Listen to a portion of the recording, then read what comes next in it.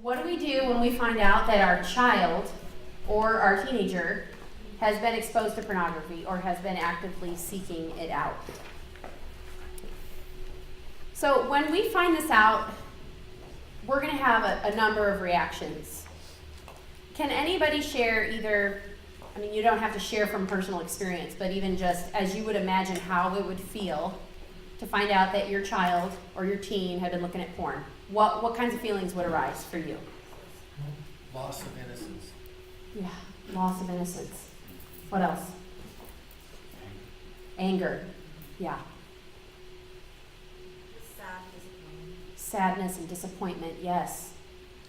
I don't have kids, but I feel like, it's pretty much the start of a lifetime worth of battling. Yeah. That you're about to get into with your Yeah. child. You realize as the parent what they're up against and the lifetime of battle that they're going to have ahead of them.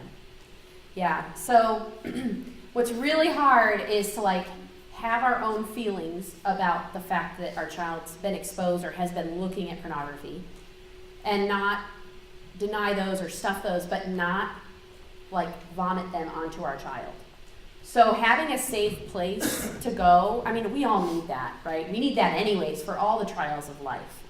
But having a safe place to go, especially when we find this out. So it's probably a good idea when we find out to go talk to somebody else first, whether it's our spouse or a therapist or our pastor, somebody where we can be really honest about all of these feelings and get those feelings out so that when we come to our child, we can be as calm as possible. So you may even delay confronting your child if you find out that they've been looking at pornography until you've been able to process your feelings. But obviously you want to do it sooner rather than later. And there's two different ways that this can happen, right? You find out, which we would call discovery, or your child comes and confesses to you, which we would call disclosure. So here's three steps in the restoration process when we find out that our child or our teen has been exposed to pornography. So discovery or disclosure can kind of go together. And so whether we catch them or they confess to us, it's really important to understand that there's probably more than what we've come across or what they've initially confessed, and to not be so shocked by that, because the more we show disgust or contempt in our faces, the more our child's going to want to go underground and not talk to us about it, because they're just going to, my teenage daughter uses the word judgy. She was using that about somebody else, but they're just going to feel like we're judgy, and they're not going to want to come and talk to us about it. So assuming that there's going to be more, and then I'm going to unpack disclosure a little bit more in a minute here, but I'm just giving you a brief overview of the 3 steps in the restoration process. Michael's going to cover more of assessment. That we often might need a professional to help us with to assess how far down the rabbit hole this has gone and where they're at with this problem. And then finally, developing a long-term plan to help your child. So within the disclosure process, if you guys go from here and you decide to have that conversation with your kids and it's not been an ongoing open conversation, you might sit down and share with your child some of the stuff you've learned during this conference and be like, wow, I just didn't realize this, and maybe even share the whole digital immigrants versus digital citizens thing and talk to them about how your eyes have been open and your head's out of the sand regarding some of the stuff that's out there that you didn't realize before, and then ask them when they first were exposed to pornography. If they're, a teenager, especially, where they even know what pornography is. If they're really little, obviously, you're not going to go ask them, when have you seen pornography? Because they might not know what that term means, although they may have seen pornography and just not know what it's called. But I encourage you to consider offering your teen amnesty of sorts for confession. So let them know, hey, I didn't realize how huge of an issue this was, and I'd like to have an open conversation, ongoing conversation with you about this, because I'm realizing how much pain this can cause people in their lives long term. And if you have anything to confess to me in the next 24 hours, you will get no punishment. That doesn't mean you're not going to have boundaries, right? And safeguards and filters and whatnot. But saying I'm not gonna ground you for life, that kind of thing. I'm not gonna super punish you. So that's one idea that I think is a great one to think about. Monitoring your reaction, I already mentioned that. And viewing sexual struggle as a symptom of a deeper heart issue, as Michael talked about the iceberg image last night, but also realizing that it's not like when we were kids, and what our kids are seeing and how young they're getting exposed, it just really might not be their fault at all. So having a no-fault attitude of, instead of looking at this as they're perverted or they're sick or they're too far gone, looking at this as a deeper issue rooted both in the heart but also in the culture that we live in and the things that they're exposed to without even going and looking for it. Michael's going to come up more and talk about assessment.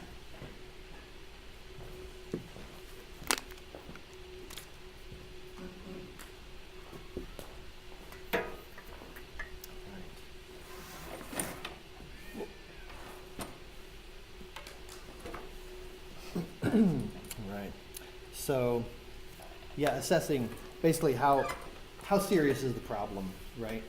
When we think about our teenagers, and what I'm going to walk you through is what I've used with teens as well as with adults. So this process really would work for male and female. I do not counsel females who are addicted to sex for obvious reasons, but male and female, teens and adults. Really, this process is applicable to all of them. But so being that I had behaved this way for so many years, and understanding the behavior and the trends and everything, what I've learned to do is just ask a lot of questions like, when did the problem begin? Now, when I ask these questions, it's more like giving them some possible answers. So maybe even a multiple choice, like a multiple choice question. When did the problem begin? Were you 10 or were you 12? And then it gives them some options. Well, okay, I was 10 or I was 14, or when was the first time that you were exposed to pornography? Obviously, the longer that's been happening, the longer term, the more serious. Repetition creates solid habits in the brain, creates addiction. Kristen's going to talk a little bit more about that in a minute. But the longer that the problem has been going on, the more serious you would consider that it is. And then, how deep have they fallen? And this is a little bit trickier with teens, but with adult guys, definitely. How deep have you fallen? Have you had sex with a prostitute? All right, So I don't assume that it's just pornography. I never assume that. With a teenager, I wouldn't go quite into that. Have you had sex with a prostitute is pretty heavy question for a teenager. But what kind of porn are you looking at? And then, here are some categories. So you can feel free. It depends on the teenager and what you know about them. But some categories, and I've kind of listed them in the order of seriousness from my point of view, my perspective. So, masturbation, pornography, sexting, so illicit photos or text being exchanged, chat rooms where they're having conversations that are overtly sexual with a stranger. So that specific kind of a chat conversation would be quite serious. So actually, involving other people, virtual sex, which is video, trading video and that sort of thing. Strip clubs, oral sex, intercourse, sex with animals, sex outside of relationships, so one-night stands, prostitutes, affairs, and so on. So those are some of the categories, and so I actually ask the adult guys most of those questions. What does your behavior look like? Which one of these things have you done? How often has it occurred? When did it start? When did each category of behavior start? So we can go pretty deep with this. Obviously, the younger the child, the less depth that I would go with this kind of an interview and these questions, trying to collect this information, right? So the more categories, the more serious the problem. The more risky the behavior is, the more serious the problem is. right? Now, if you've caught your teenager looking at pornography, you can usually, and this really applies to adult guys as well. What I found to be true is if you catch somebody and you confront them, or there's an intervention or whatever you might call it, you probably are going to get 10 to 15% of the truth. If they confess, you may get more like 25 to 30, depending on the individual. And we talked a little bit about rock bottom last night, if you guys were there. So it just depends on where they're at, if they're really ready to get help. But even if they've hit a bottom and they're completely ready and open and honest and wanting to get help, you're still probably going to hear 80% of what's really been going on. So because all of this behavior is so shameful, and we're just addicts are experts at lying as well. It always goes hand in hand. So when a teenager is addicted or an adult is addicted, they have a serious problem, which we're going to talk a little bit about that after lunch. It's you can assume there's always going to be lying about it. And for instance, some of the lies that I was an expert at telling was an accountability group, and had an accountability partner. Now, so the church that I was involved in years ago, back in like 2000, 2001, 2002, the tools that they had and that they gave us to really work with this kind of a problem was an accountability partner and a group, and that's all the church knew that I had access to, and it seemed like a great idea. So there were 5 guys, and we got together in a circle, and we were given a list of questions, and one of them was something like, is pornography still a problem for you, or is it a problem in your life? Something like that. And I said no. And I rationalized I was telling the truth because I gave it up this morning, So it was the truth. I wasn't lying. I said, no, it's not a problem for me anymore. In fact, it's never been a problem. I can stop anytime I want, right? So, you get that, especially with teenagers, this naivety, like, I've been looking at it for 3 years every day, but I could stop anytime I want, So, no, it's not a problem for me. Asking a question like, is it a problem in your life, it's too open-ended of a question. So asking very specific questions, like, when was the last time you looked at pornography? When was the last time was it? And then I also offer a multiple choice question. Was it this morning? Was it yesterday? Was it last week? How often does it occur? Is it 3 times a day or 3 times a week? And if it's less than 3 times a week, then they'll tell you. So I set an expectation, and I set the bar. And I'm not assuming like everybody uses it 3 times a week. Why do you only do 3 times a year? God, that's ridiculous. Why would you? It's not setting that kind of an expectation, but it's making it safer for them to tell you the truth. To say that I know that people do this, and I hope that you would be on the lesser end of it, of course. So when you're asking some questions of your teenager, really to assess, you're just assessing. The whole idea is obviously trying to help them. What's occurred? How deep have they fallen? How often? And that's it. So on our website we have an assessment that was created by Dr. Patrick Carnes, who's a pioneer in the industry of sexual addiction. And we have permission to use his questions. I think there's about 25 of them. You go to living-truth.org, and you can look at it. It's like somewhere on the Get Help screen, I think. So you can have your teenager take this test. Adult guys take this assessment. It's anonymous. And it's anonymous. We don't collect any information. We don't ask for your email address. At least I don't think we do. I know at some point we ask for an email address, like we'll email you the results kind of thing, but I don't even think we collect that anymore. So, and it really is just a scoring system, and it doesn't say you're an addict or not. It doesn't diagnose anything like that. But so a yes answer of 1 to 6 out of the 25 questions, it's going to say you have a mild problem. You need to do something about it.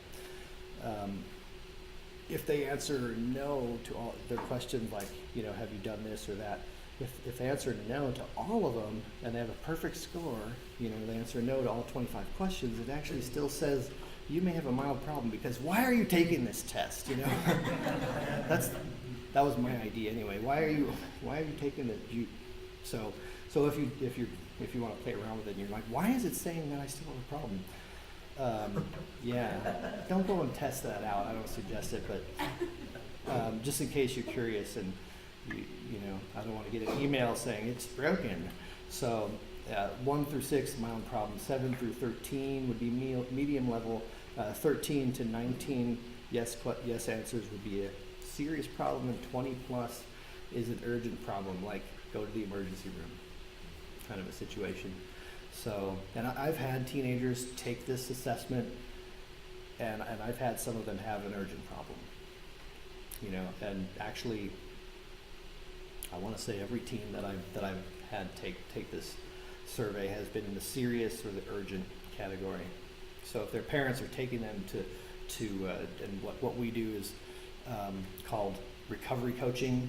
So there's a couple of different categories in how to get help. These days there are licensed counselors and there are coaches, and it's just like life coaching, but specializing in this particular area of sexuality. So yeah, in the area of coaching, and parents have taken kids to come and see me, it's usually in one of those two categories. So yeah, so the more that we understand what fuels all this behavior, the more we're going to be able to understand really how much they might be lying about it. So, you know, it's just like how much gasoline do I have? Do I have 1 gallon of gasoline, or do I have 25 gallons of gasoline? Well, whatever it is that's inside of our heart that's fueling it, do I have 1 gallon or 25 gallons? I would expect to see a lot more behavior when I see a lot more of the stuff that we're going to talk about after lunch. What's going on inside of the heart. So you can understand, you know, the more we understand about ourselves, the more we understand about other people, the more we can understand about helping. So repetitive use by a teenager and all of these different criteria does not necessarily mean that an addiction is present. It could be, and there are a lot of teenagers that I would consider addicted. We have a couple of groups that we run back in Indianapolis. There's a men's group, and there's an average of 30 to 45 guys that come every week, about 58 or 60 men that come pretty frequently, and I would say all of them struggle with addiction. And then in our teen group, we have 15 teenagers that come every week, or that come frequently. We always have 10 or 11 or 12 guys, and in this group, I would suggest that 90% of them would be addicted. That they've been looking at pornography, you know, multiple times a week for 3 to 4 years, you know, somewhere in that category. So it's a pretty consistent problem. A teenager that's just investigating or playing around with the issue, I think that they would take a look at it, and it's kind of like, it's one of those things like back in my long-haired hippie days and stuff, and it was in the 90s. I tried crack cocaine. I heard, oh, crack is just addictive. You do it once and you're addicted to it. I did it. I was never really addicted to it. I snorted cocaine. I did some of these heavy drugs, and I never became addicted to them. But pornography, masturbation, sexuality, you know, this, you know, I just felt sucked into this category. So are they addicted to sex just because they've looked at porn a few times and tried it out? You know, not necessarily so. So all those criteria can help build the case. And then, but just to say some of the common criteria for addiction to be present from the clinical side, there's just a couple of things. What? Yeah, here it is. Let me back up. Same-sex attraction, straight or both, that's another category, another question to ask. And like I commented on last night, there isn't anything that's going to indicate more of a serious problem if it's straight or if it's gay porn, whatever it is. The idea is just to understand the issue more. Okay, A porn addiction is a porn addiction, no matter what we're looking at. Now there are categories of porn that are heavier, that become more, I think, did you cover that already? You talked a little bit about that at some point, I think, Kristen, in the idea of sadomasochism, like where there's violent porn, it's rape training. So yeah, there are categories of porn that are getting a lot more serious, but heterosexual or gay porn, and neither is more serious of a problem, but it's just the idea of understanding what is it that they're struggling with so that we can get more specific help. So yeah, just a few points. Clinical criteria of addiction. One is I've tried to stop on my own, but I just can't. I've tried over and over again. I've prayed and asked God to take it away. We've done all those things, and for some reason I just compulsively keep going back to this over and over. We continue even with more risk and consequence, and for a teenager, I'm not talking about being grounded for 3 years from your phone, but more risk and consequence for a teenager. More risky behavior, obviously. Sharing nude photos of yourself would be a lot more risky than maybe looking at pornography, sexting. So getting into more and more of those categories of more risk and consequence to our health, consequence to our lives, even having sex, unprotected sex with random people, it's a risk of our lives, with just any STD, HPV or HIV. These are really serious consequences. So continuing, and then building tolerance, where I need this more often, and I need more serious categories in order to continue my behavior, because this is just like alcoholism. Two drinks a day are not enough. Now I need 3, and then I need 4, and then I need 6. And yeah, I met a guy that he drank 24. He drank a case of beer in a day, and that's what he needed. You would think, okay, that's a real problem. That's an alcoholic, right? That's a lot of. If I drank 24 cans of beer, I'd be dead. And this guy did it many, many times. So it's this idea of building a tolerance where we just need more, the less often and less serious categories just don't have the same effect on us anymore. So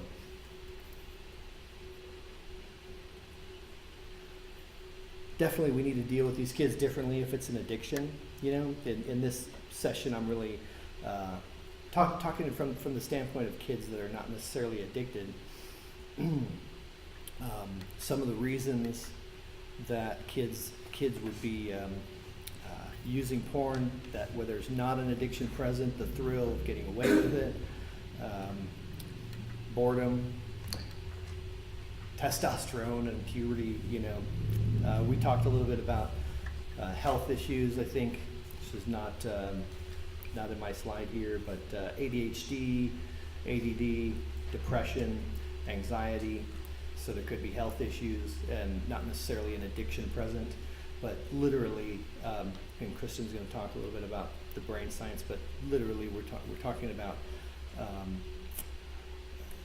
using this stuff to medicate these mental health problems, where an antidepressant actually will do the same thing, something similar to what looking at porn does in the brain. Okay, peer pressure, curiosity, and experimentation. So the idea is really to know your kid, and which category do you think that it could be if it's not necessarily addiction.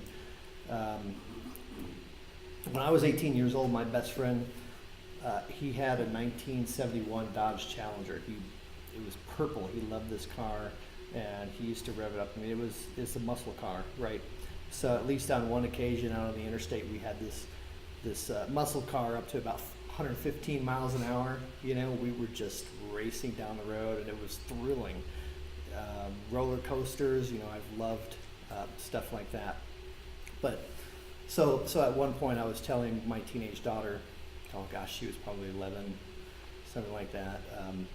And the more that I was learning about having open and honest conversations with her, we were talking, and she started asking me, what are some of the bad things that you've done, Dad? And I'm like, oh my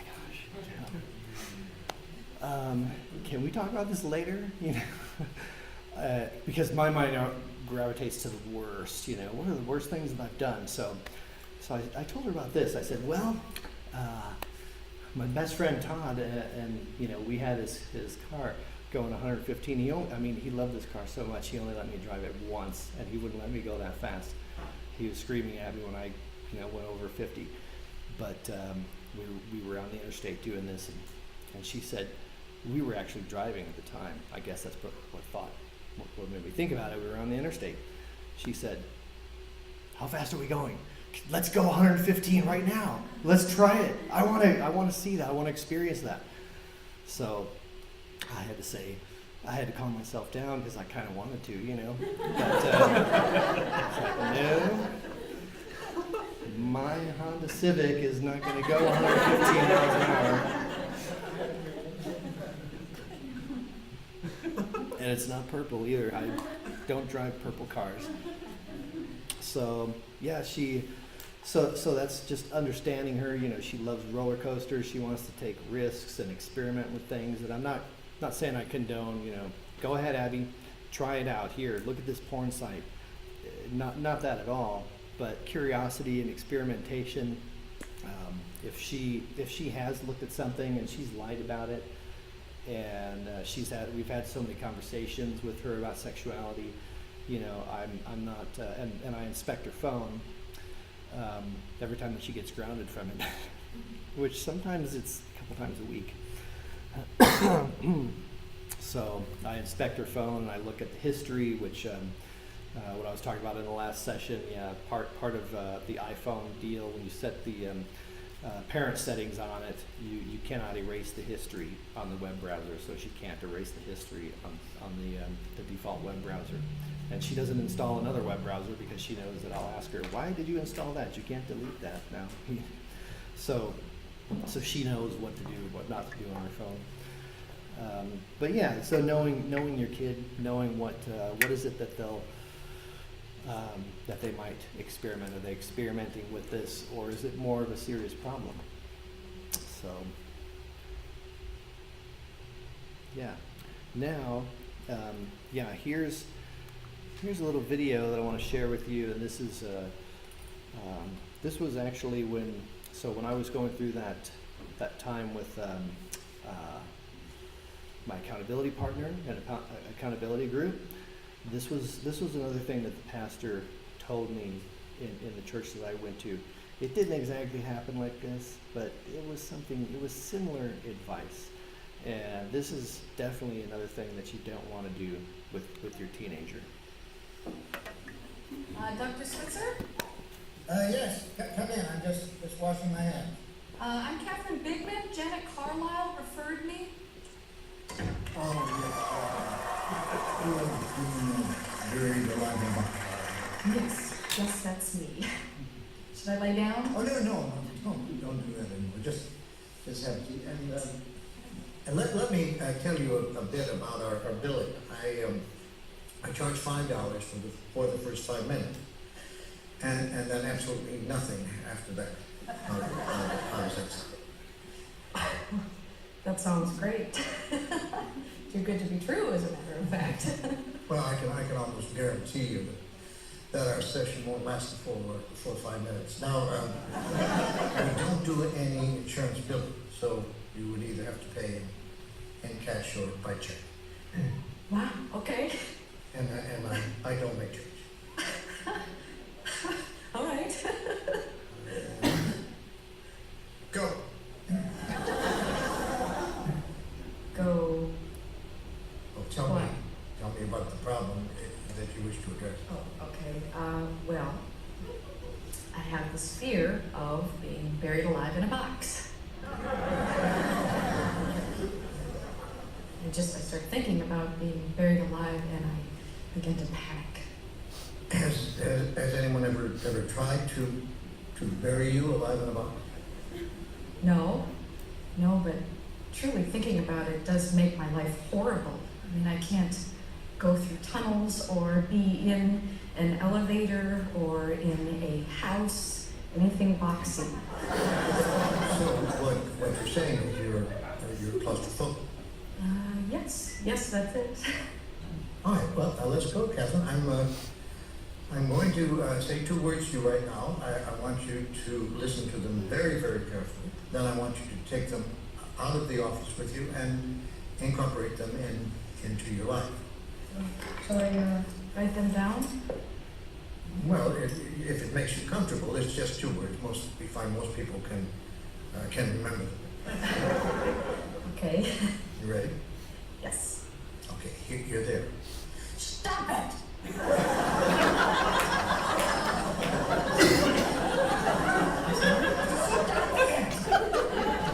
Stop it. Yes, S-T-O-P, new word, I-T. So, what are you saying? You know, it's funny. I say 2 simple words, and I cannot tell you the amount of people who say exactly the same thing you're saying. I mean, this is not Yiddish, Catherine. This is English. Stop it. So, I should just stop it. There you go. I mean, you don't want to go through life being scared of being buried alive in a box, do you? I mean, that sounds frightening. Then stop it. I can't. I mean, it's been with me since childhood. No, we don't go there. Just stop. So, I should just stop being afraid of being buried alive in a box. You got it. Good girl. Well, it's only been 3 minutes, so that will be $3. But I only have a 5, so No, I don't make change. then I guess I'll take the full 5 minutes. Fine. All right. Well, what other problems would you like to address? I'm bulimic. I stick my fingers down my throat. Stop it. Another some kind? Don't do that. But I'm compelled to. My mom used to call me fat. No. No, we don't go there. But I've been having this feeling. No, we don't go there either. But my horoscope did say. We definitely don't go there. Yes, stop it. What else? Well, I have self-destructive relationships with men. Stop it! You want to be with a man, don't you? Yes. Well, then stop it. You're such a big baby. I wash my hands a lot. That's all right. Yes. I wash my hands all the time. There's a lot of germs. Yeah, don't worry about that. I'm afraid to drive. Well, stop it! How are you going to get around? Get in the car and drive, you kook. Stop it! You stop it! What's the problem, Kat? I don't like this. I don't like this therapy at all. You're just telling me to stop it. And you don't like it? No, I don't. So you think we're moving too fast, then? Yes. Yes, I do. All right, then let me give you 10 words that I think will clear everything up for you. You want to get a pad and a pencil for this one? Right. Ready? All right, here are the 10 words. Stop it or I'll bury you alive in a box!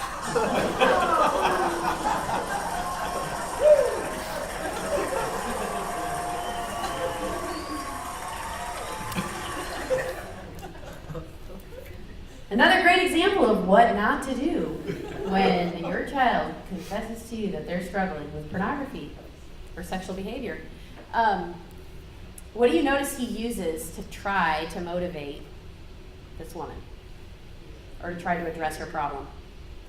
Shame, fear, yeah.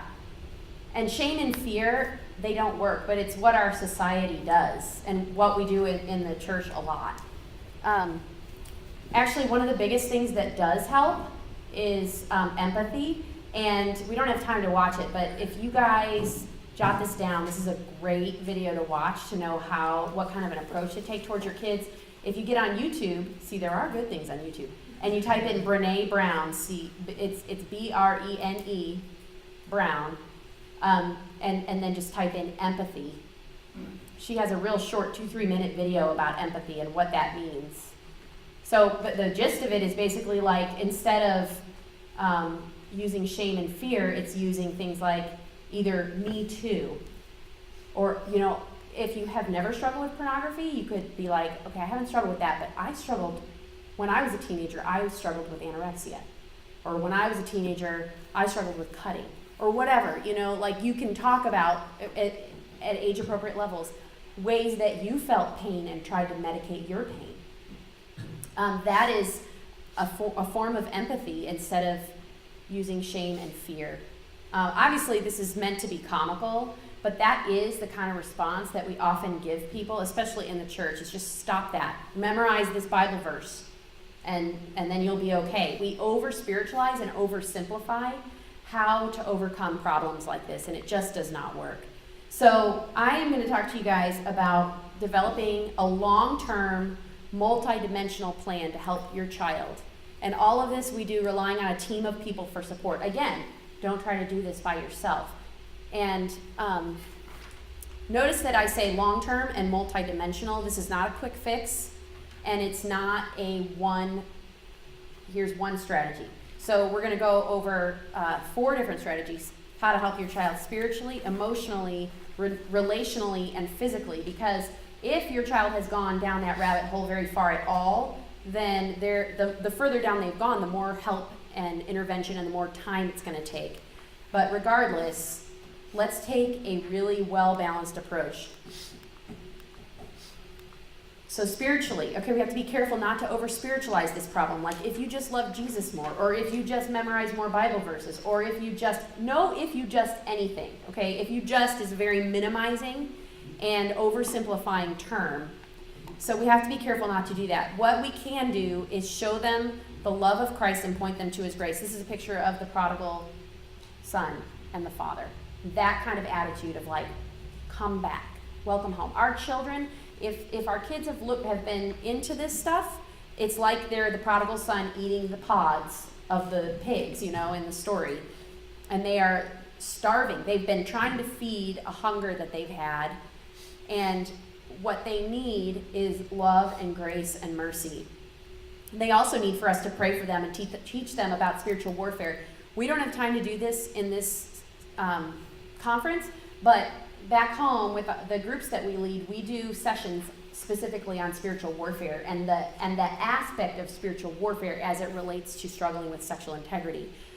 There's an awesome app called Ransomed Heart. It's also a website, but I love that it's an app that I can put on my phone.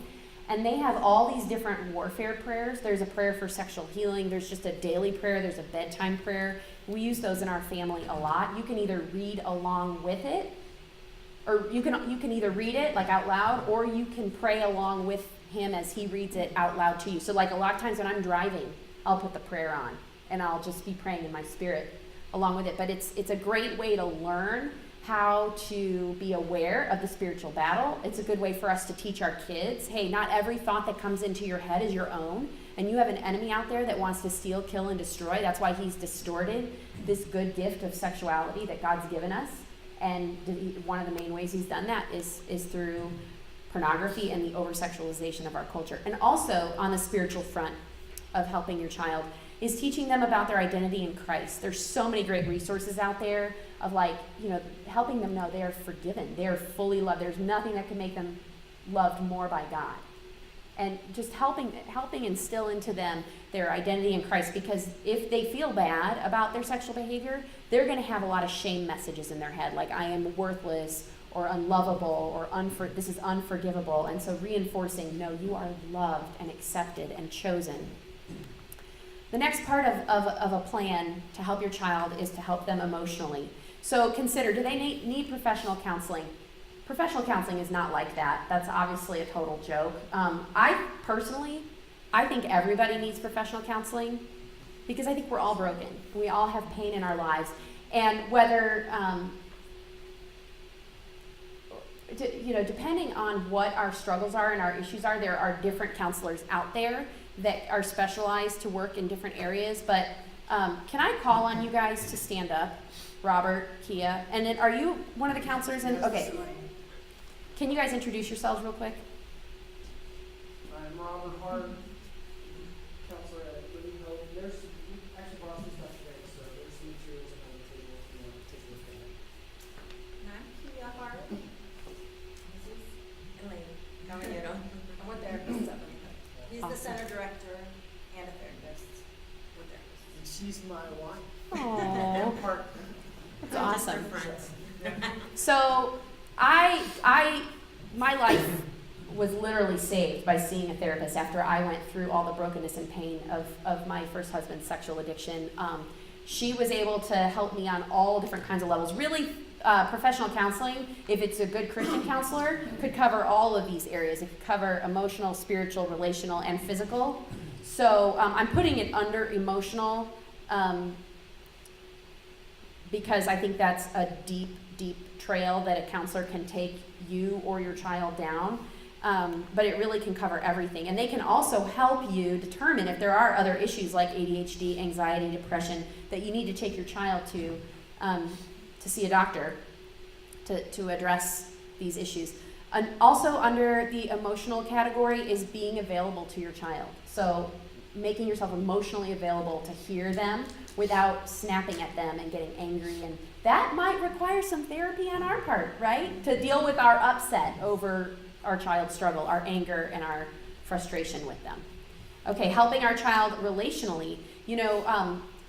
Sex addiction is an intimacy disorder. So intimacy, a lot of people think when I say the word intimacy that I'm talking about sex. I'm just talking about into-me-see, like really being able to show you me, who I really am. No masks, no pretense, this is me. And you show me who you really are. And that is such a gift, and it's something that we all desperately need. And a lot of times, we go around wearing our masks. And so, when your child is looking at pornography, that's part of what they're looking for, is for somebody to really want them and to really want to know them. Obviously, it's false. It's a false intimacy. But getting your child connected to others who are struggling also, like in a recovery group, as long as it's not a Just Stop It recovery group or like accountability group like Michael was in, I don't recommend those. But we are more than happy to help you guys get groups started and setting the tone. But one of the biggest things that's important is having real honesty and transparency, like no lying or pretense or masks. And that's going to meet that relational need that our kids have to be fully known and accepted in a legitimate way. Also, relationally, we need to decide how to handle the situation if anybody else has been involved. So it's possible that our kids have shown other kids pornography. That's very common, very, very common. Also, it's possible that somebody else has exposed them. So finding that out, and that can kind of be part of the assessment, and then the aftercare plan you make up for your child would be figuring out, like, has anybody else been involved with this? And then taking the next steps to figure out, what do I need to do? Like, are there other parents I need to talk to? Do I need to involve somebody else in the process of figuring out what to do next? And a therapist, or you guys can come and contact us for help with these tricky situations. We do not have to figure this all out on our own. The other thing that's scary about that is viewing pornography trains our brains in the sexual response to act on what we see. And so it's not uncommon for kids to sexually abuse other kids. In fact, I can't remember the percentage now, but it's a high percentage of sexual abuse cases are actually minors sexually abusing other minors. Do you guys have any idea statistically? What is it? About 15 to 20% of all sexual abuse cases Yeah. are So a good 1 in 5. Adolescents. And pornography, how big of a factor is that? Huge. It's definitely It's training, yeah. So we have to deal with that when we're helping our kid, because part of the process of healing is for them to clean up any messes they've made. That's in the 12-step process. It's called making amends, and that's part of what we do need to help our children do. And then finally, physically. Okay, so we have to help our children rewire their brain. So there's the frontal lobe, and the frontal lobe is the part of the brain that is not fully developed until about age 20 to 25. And so that's the part that is responsible for impulse control, critical thinking, decision making. That's why teenagers need parents, because they make stupid decisions and are impulsive.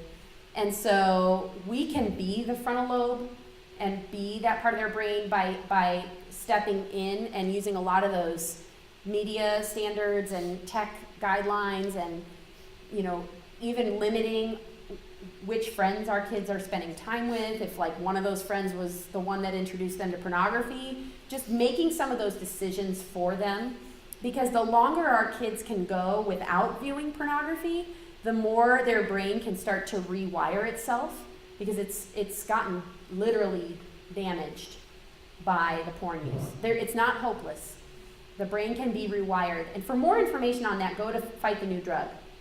Another thing, Fight the New Drug does have a free online recovery program for teens and college students. It's paid for adults, but it's free for teens and college students. So that is a great resource if counseling's out of the question for you, if you can't do it because of finances.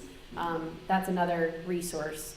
Physical exercise, you might think, what does that have to do with this? Well, it releases dopamine in the brain, and that's what pornography use and sexual activity does, releases dopamine. So it's a good, legitimate way to get a boost and to release some of the testosterone and the adrenaline that our kids have. So physical exercise and adequate sleep. The more tired and worn down our kids are, the more susceptible they're going to be to temptation. So,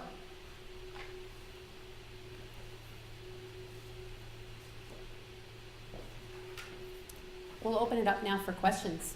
You guys can text us your questions or just ask them out loud.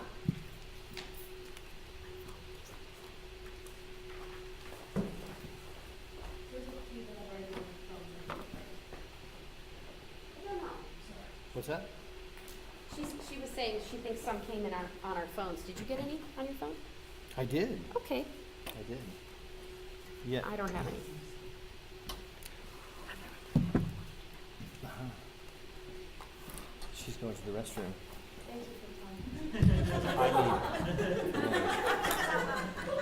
I'm not going to tell you anymore. That's it. So if you have a question for her, put it on hold and wait. Okay. So this question, what do you find is the proper way to use accountability? How can we best help someone to be accountable?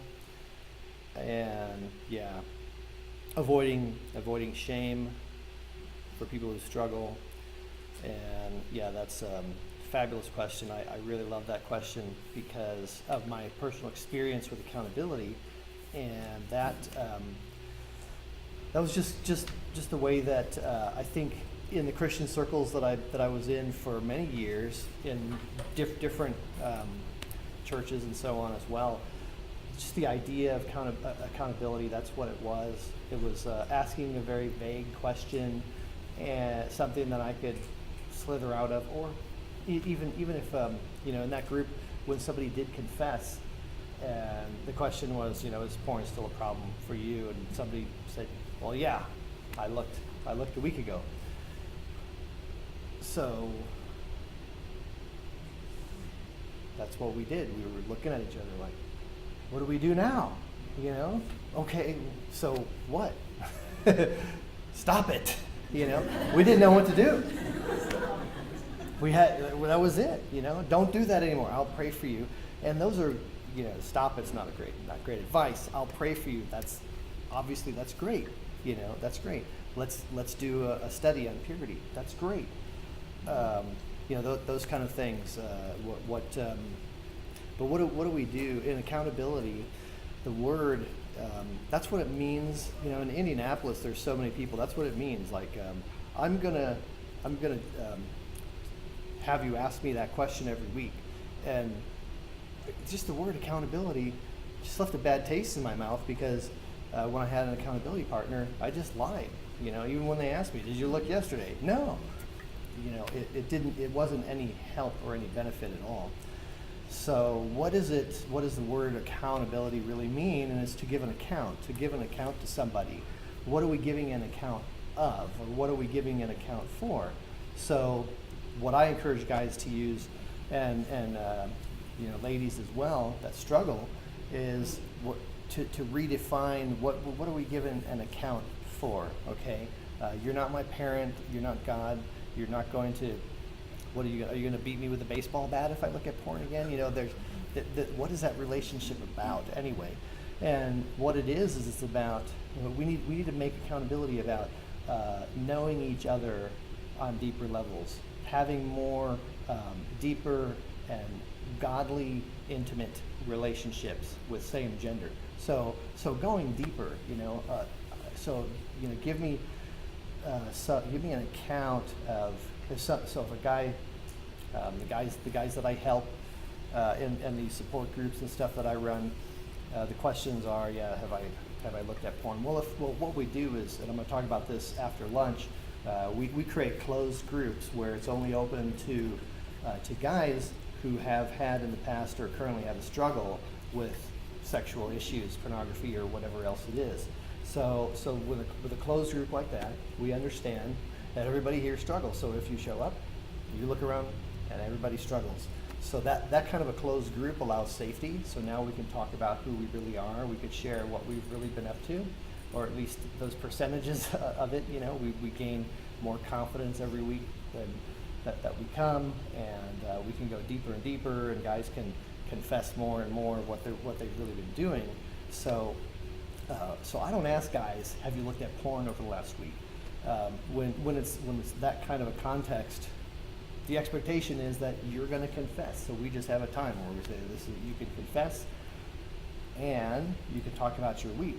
So where do we go after someone says, I've looked at porn? Okay, what do we do next? Well, I go back to Matthew 15:19. So it's out of the heart come evil thoughts, sexual immorality, adultery, slander, theft, false testimony. This is what Jesus said. He gave us the answer. So we have to go back into the heart.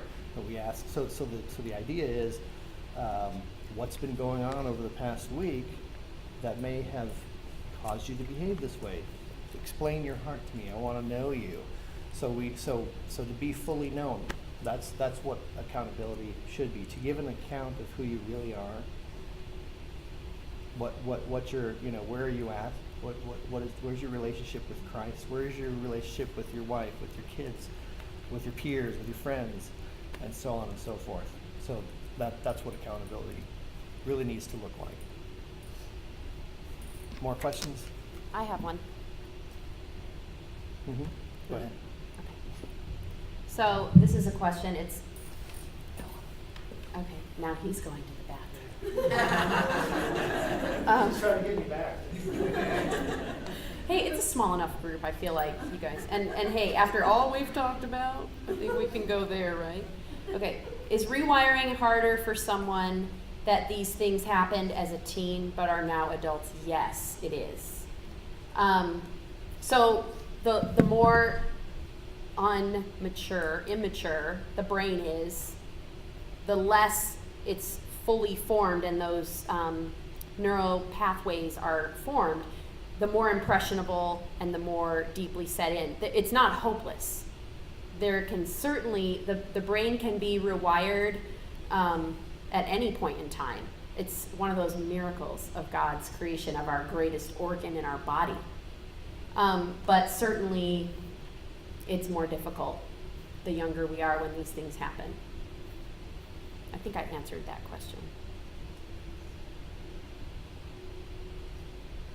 Yeah, so I wouldn't say, so it's harder because of how impressionable the teenage brain is. But if, for example, if it's happening all the time, like for Michael, where he was viewing pornography regularly from about 11 or 12 years old until 38 years old, I mean, that's obviously like going to be more damaging than a dabbling with it when you're young. I guess it depends on this question. It depends on what you're asking about, like, and how traumatic it was. For example, if you're talking about sexual abuse, that's going to be even more imprinting on the brain and more difficult to overcome, but not impossible. Never impossible.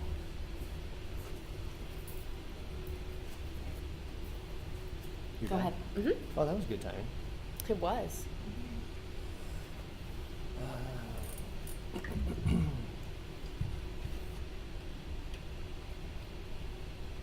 So the question is, at what age, how young is it appropriate to have the talk with your child about these issues, even if you don't suspect he or she has been exposed? And yeah, that's a great question. And if I tack onto that question, because I've been asked so many times, if I talk to my kids about sex, is that going to awaken something in them at a younger age than it should be awoken? And certainly, what's God's design for that to be awoken in our kids is puberty. You know, that's when everything starts to change, and girls don't have cooties anymore, right? But so how do we handle that in this day and age? I think there's two people that are going to educate our kids on porn. You or Mr. Hugh Hefner, right? The founder of Playboy, right? Those are the two people. It's going to be one or the other, and it's a matter of time. Who is going to do it first? If Hugh Hefner gets to our kids first, then it's going to create a problem and a pattern. It's going to start going down all of these lines that we've been talking about. So do we wait until they've hit puberty? The statistics are just frightening at when these kids are being exposed. So really the idea is before kindergarten, before we put them on the school bus. And if you're homeschooling or private school, you know, whatever some of those choices are that may allow you to wait a little bit longer. You know, there's just so many kids that have access to this stuff. I was just looking on the internet. I think it was something like 18% of kids under 8 have a smartphone now. So that's wild, 18%. So that's a lot of power to give a 7-year-old or a 6-year-old to have their own smartphone. So the idea of kids, you know, bringing stuff on the school bus and flashing, hey, look at this. Back again, you know, when I was a kid and we were on the school bus, the bus driver had this big mirror and stuff, and he could see the magazine being passed back and forth, and it's like, oh, hey guys, you know, bring that up here, but they have no idea what's going on. There have been cases of oral sex happening in the back of school buses on the way home from school. It's ridiculous, the kind of stuff that we hear about being in our sector of ministry. So yeah, that's some of the reasons really are that's some of the reasons for it, for that line of thinking. Before kindergarten, before first grade, if you put them on a school bus, we can't shelter our kids from it. So you know, if it weren't for Hugh Hefner, you know, if we were living in the 1900s, it'd probably be puberty. Can I comment Would be the too? answer. So those resources we gave you can help with how to talk about it at what age and how deep to go with it. And then let your child determine what questions to ask from there. But doing that, it sets a tone. Hey, we talk about these things. Like, we're not ashamed of this. This is great. Like, God created sex. It's such a gift. So shaping our child's character and shaping our child's sexual character is part of our responsibility as parents, and we can do it in a way that like talks about what a gift and what a glorious thing it is, and how, look, God gave me you because of this incredible gift. But also, make sure that if you haven't talked to your kids yet, make sure you get the filters in place first and then talk to them, because of what I told you guys about my friend's son who went looking for porn, looked up the word porn after she read that Porn Proofing Your Child book to him, but she had a filter in place, so he saw nothing. Mm-hmm. Yeah, and yeah, I always had a problem with my daughters and Abby when we would talk about, oh, that lady has a baby in her tummy, and my thought always was, how did the baby get there? Well, if it's in her tummy, did she eat it? Did she swallow it? I mean, it's in your tummy. No, okay, this is a different line of thinking. Here's a word, uterus. The baby isn't in her stomach. She didn't eat the baby. How did the baby get there? to have different conversations. That this is the kind of age appropriate stuff that we can start at very young ages, and babies aren't in mommy's tummy. They're in a different place. It looks like they're in mommy's tummy, but no, they're in a uterus. It's a different place, and daddy and mommy and God together, the three of them make babies. The stork doesn't bring them, whatever. So we can be creative and just have innocent conversations where we're already opening it up at very young ages, and it's not the sex talk.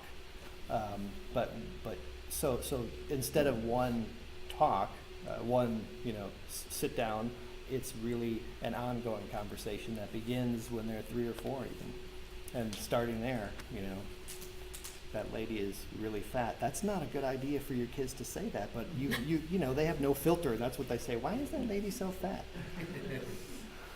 Okay. There's a baby in there. No woman wants to be called fat when she's pregnant or when she's not pregnant either. So you're embarrassed, Don't say that.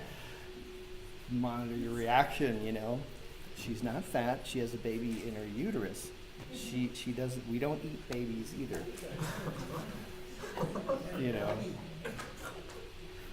So now that you guys have had, obviously previous marriages and divorces, like how far or what age are you planning on discussing? I mean, obviously you guys are in ministry for teaching people about family, so like how do you discuss that as far as your guys' past? With our kids. Yeah, like I mean obviously it's appropriate for where they're at, but how much we divulge and then say, I like to tell them how what I've been through, what happened to me. Yeah. How much are we really divulging out as Josiah, probably about a year and a half ago, started really asking me, probably right around 10, like why his dad and I weren't together. And at that age, what I said was, well, Dad, when you get married, you promise to love each other and nobody else, but your dad loved another woman. I don't know if that was the best way to say it, but I was trying to not throw his dad under the bus, because that, if you shame a parent, you're shaming the child. And so that's never a good idea to talk about the other parent in a bad way. But I was also trying to be honest. So that ended up not going super well, because he told his dad that I said that, and his dad came to me and was like, I didn't love another woman. And I was like, here's what I was trying to do. I was trying to tell him a reason that was true at a child's level without making you sound like this horrible person. And so I don't know if that was the best way, but that's what I did with him. Now, Abby knows more about my story, because she's very mature and she's almost 15. And she knows my story as well. But not in graphic detail. Josiah doesn't know she doesn't know your story in graphic detail, does she? No. Graphic detail? No. Okay. Yeah, not graphic.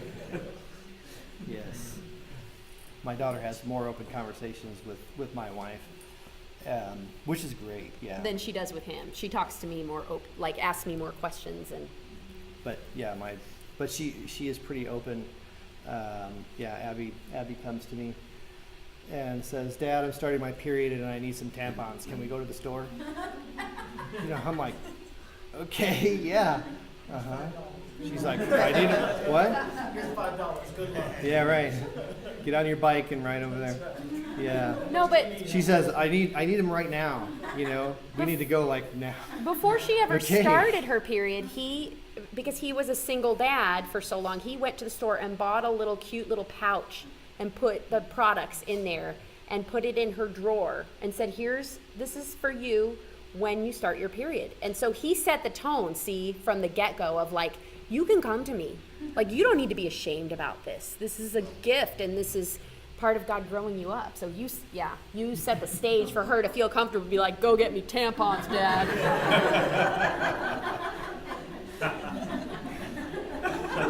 Yeah. Our kids can't hear this conversation, can they? Where are they? They're in a different building. They're not outside the door. Okay. Yeah.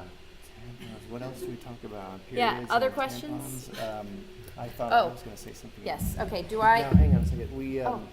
We were supposed to break for lunch, but are you guys cool if we still come back at 1 o'clock? If we take lunch, do you want to take lunch now and do it that way? I have 2 more questions. Should Or I do do some those more. or just?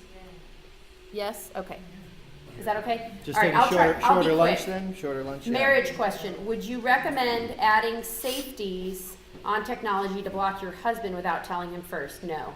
I would not recommend that because he will always find a way around it. I mean, men who are going to want to act out if they, if they have access to a work phone, if they have access to, I mean, there's no way to, yeah, it's the first one, to do that in a way that's going to end up going well, because it's kind of like being parental.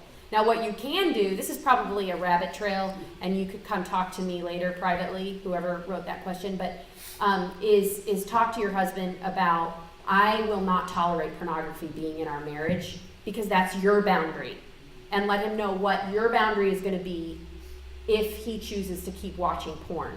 So you're not saying it's okay, but you're also not trying to control or stop his behavior. You're just calling him to be accountable to God and to you as his wife, because he made vows to you. So that's a really deep one, and please feel free to talk to me about that more later. Okay, and then the next one, do you believe, or did you want to say anything about it? No. Okay, I agree. Okay, do you believe a young child masturbating as a means of self-stimulation, not in the context of having been exposed to any sexuality, is a problem? If so, what do you base that stance on? Personally, I would say that's very normal. I mean, young children touch themselves, and it's not necessarily because they've seen anything sexual or anybody's touched them. So, do you have anything to add? Yeah, I don't know what the statistics are, but in the teens that I have coached, and the guys as well, yeah, I think the number of guys that have discovered masturbation on their own is very low, but there are a few. So whatever the percentage is, but most of the time it's through somebody telling them about it. So if they're masturbating, it's somebody else is having a conversation about sex, and I would like to know, who's talking to my kid, what information are you getting, and I just want to know about it. So, yeah, I think it's definitely a good idea to ask have more conversation about it, and what's who told you about it. Did you discover it by yourself? Was it your best friend? I love using multiple choice questions. I find open-ended questions just I don't get accurate information unless I give a multiple choice